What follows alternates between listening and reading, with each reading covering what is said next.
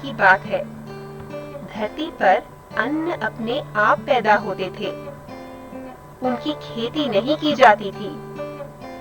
वास्तव में किसी को खेती करना आता ही नहीं था।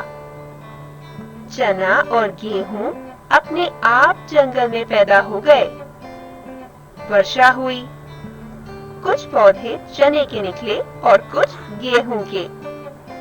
दोनों बड़े होने लगे। धीरे धीरे समय बीतता गया। एक दिन चना और गेहूं आपस में झगड़ा करने लगे। दोनों ही अपने आप को एक दूसरे से श्रेष्ठ कह रहे थे। एक कहता, मैं तुमसे श्रेष्ठ हूँ।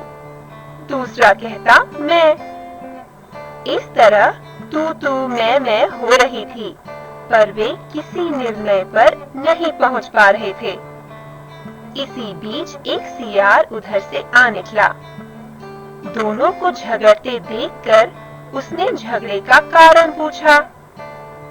दोनों ने अपनी अपनी बात रखी और कहा, मामा, आप ही हमारा झगड़ा निपटा सकते हैं।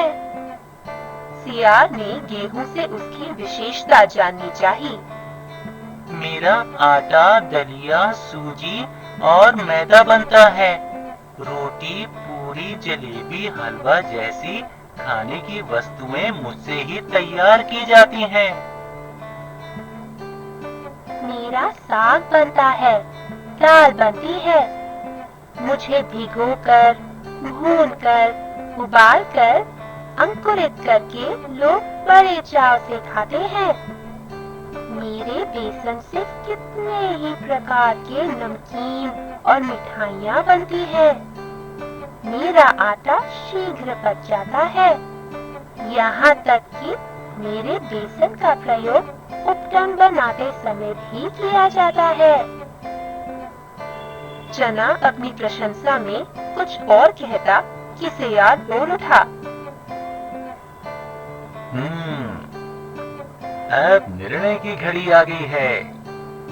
चना और गेहूं सिर उठाकर सुनने लगे। मैंने दोनों की बातें बड़े ध्यान से सुनी। तुम दोनों ही गुणी हो, परंतु दोनों में से श्रेष्ठ कौन है? तो चना गेहूं से श्रेष्ठ है। गेहूं के मुकाबले चने में अधिक गुण हैं। यह सुनते ही निराश होकर गेहूं ने अपना पेट काटकर निशान बना लिया। चना खुशी से फूला न समाया।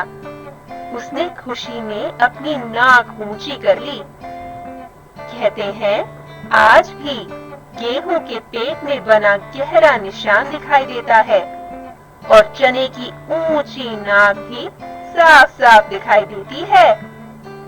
आपस में प्रेम से रहने में ही लाभ है। लड़ाई झगड़े से बचकर ही रहना चाहिए।